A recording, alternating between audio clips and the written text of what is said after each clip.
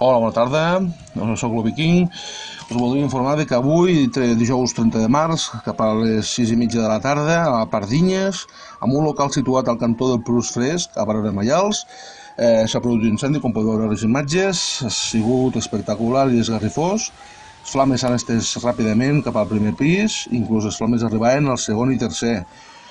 Igualment, tot l'edifici ha estat víctima i ha estat fumejada i esperem que no hi hagi hagut cap víctima. Això ha provocat retencions, accessos a la ciutat, el pont de Pardinyes i sobretot al barri han estat tallats. El que ha provocat és que al pont de Príncep de Viana hi hagués un gran col·lapse i podem veure com tots els bombers estan arribant als llocs dels fets i no han tardat massa a sofocar-ho cap allí voltant a les 7:15, 7:20, aquest incendi està sofocat. Això sí, esperem als noticiaris de Lleida que ens expliquin una miqueta més quina ha sigut la causa i si hi ha hagut víctimes. Esperem que no. Només us volia informar d'això.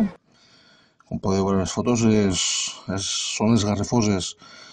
Com ja us he dit, aquest vídeo el fem a través del grup de Facebook Controls i Radars de Lleida i Rodalies, i amb aquestes imatges que veureu ara, el Príncep de Viana col·lapsat, i per acabar una imatge on l'incendi està total i està sufocat.